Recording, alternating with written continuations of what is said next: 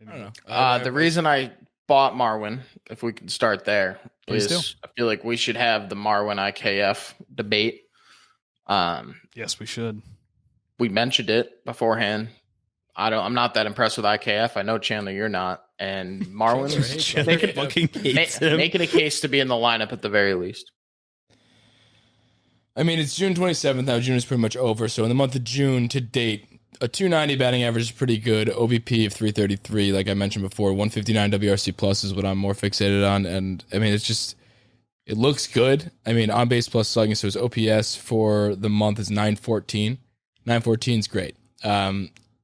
I don't know the defensive metrics off the top of my head, but I can tell you the eye test tells me that he doesn't boot balls that he should be making routine plays. I know Mike King probably doesn't like it when IKF is back there and he comes into the 10th inning and immediately gets a booter ball and then throws the next one 20 feet wide of the third baseman. So, yeah, I mean, the defensive metrics don't even look good for him. They don't. I mean, he was supposed to be this defensive wizard and a defensive first fielder, and he's literally going to have to deal with the offense, and he's not doing the defensive first thing, and the offense isn't really great. So if you want, he's getting him as a defensive wizard shortstop is like getting Gary Sanchez for a defensive wizard catcher. I don't know if it's that extreme, but it's, I think I agree.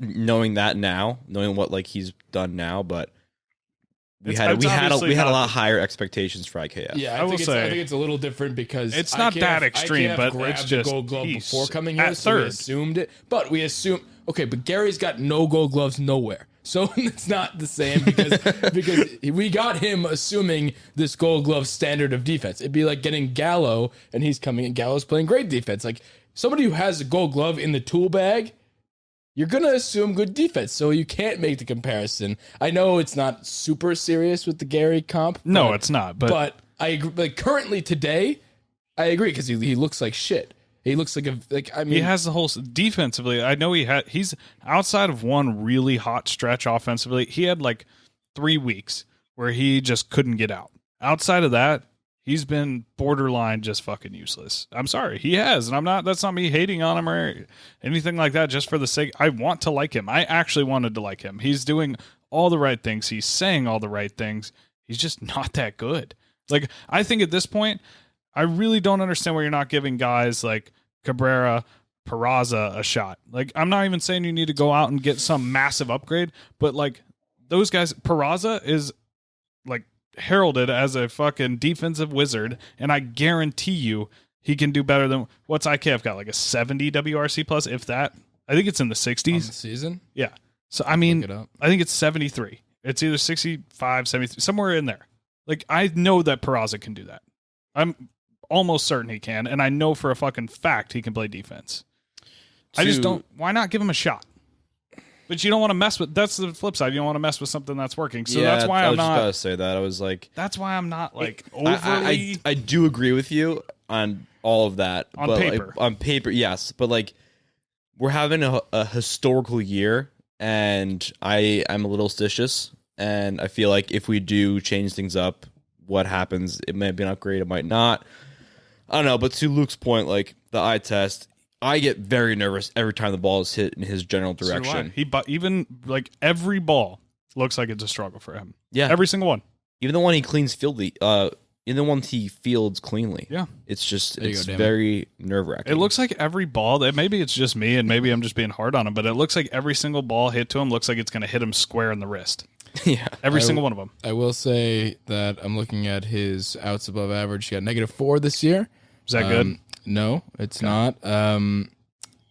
What was the year that he won the Gold Glove? Last year, maybe it was 2020.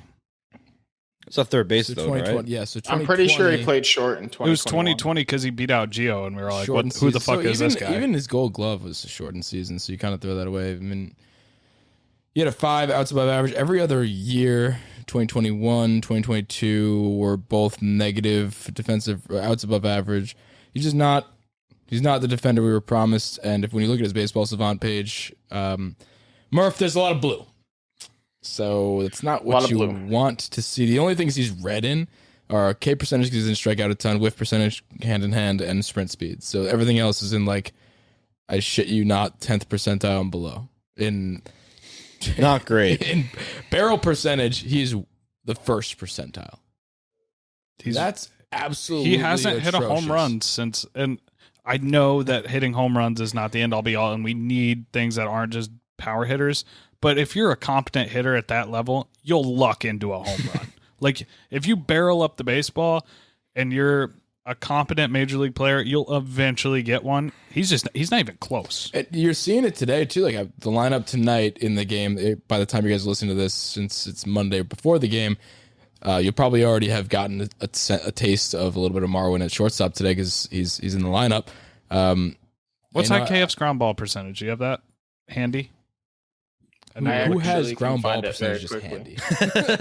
I mean, you're looking at you have his barrel. You have his barrel percentage right in front of you. Stat. That's like when you got to dig for.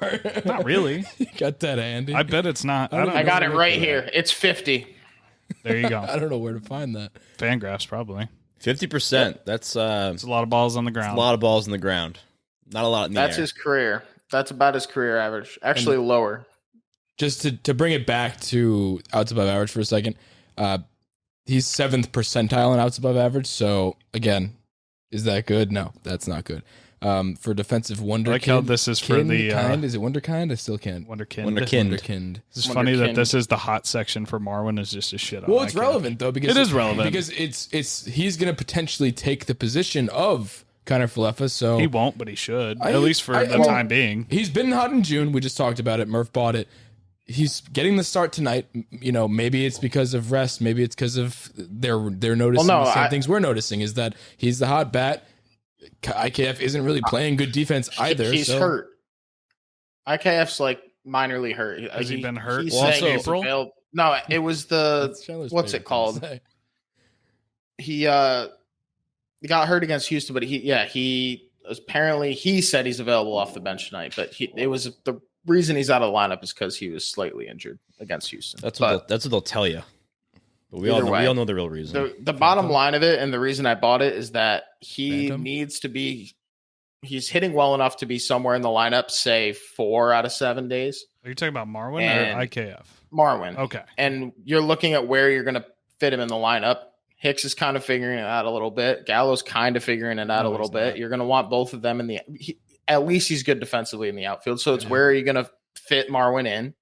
And seems like shortstop is the best fit. And here's because the thing of how IKF's I like that you mentioned Gallo because you could put Gallo in the outfield because he's exactly what we thought IKF was going to be, even when he's not hitting well. Is that you're going to get a Gold Glove defense, a true Gold Glove. He won it was it also COVID year? No. Okay, he may have won more than one. I think he might have won twice. He's actually a good fielder. It wasn't a fluke, even if it was in 2020. He's not a good left fielder. I'll say that. He needs to be a right fielder. No. He's I agree. Well, Judge is bona fide center. That's what I'm getting at. Yeah. Is that Judge has cemented himself as the everyday center fielder. Good, fine. Gallo needs to be playing right. If you're going to keep Gallo in the lineup, he needs to be playing right field, which is fine. I agree. And I'm totally fine with Hicks playing left. And Hicks is going to be in left. Give me a week or two before I say I'm fine with it. But as of right now, he's not doing anything. He had a bad strikeout yesterday, but. Dude, he made a hell of a play in left field. I was gonna say, that was sweet. Hicks he did. Hicks. I mean, look at the highlight reel. Isn't it kind of fun? I mean, that's, I guess, what kind of happens when you get no hit for 55 outs straight is that the highlights aren't necessarily offense until the walk-offs happen. But, like, Hicks had a great play in left. Gallo had a great play in right, hanging over the wall. Rizzo had that ridiculous play by the wall. I mean, the defense has been good, and the one person that was supposed to be good defensively is not. So it's kind of funny how you chalked it up before the season as like, oh, the Yankees are investing in defense. They got IKF, the defensive wonderkind, and then everybody else. I mean, we knew what Rizzo was defensively.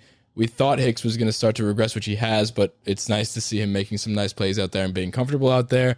Maybe after that walk-off, that's a part of just getting the swagger back a little bit.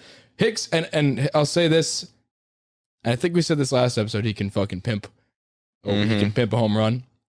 I think that does play into this. I think that one specific moment, I think can have, Hicks can definitely build off that, and I think hopefully we could see some better Hicks play all around just because of that.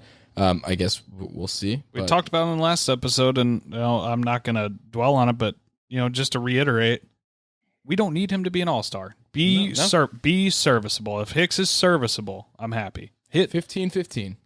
Not even. I don't even need that. I literally don't need that. Don't loaf to balls in the outfield and just put the ball in fucking play sometimes when there's runners on base. You don't have to get a hit every time, but if there's a guy on third, maybe. Yep. You love hitting the ball in the air. Maybe it's a sac fly. I don't know. I'm not asking for the world. A sac fly here or there. Don't be lazy. I'm happy. That's it. That's all I want from Hicks. Get on base too. But he does that. Yeah, keep getting on base. Especially if you're going to hit like 7-8. Yeah. Get on base.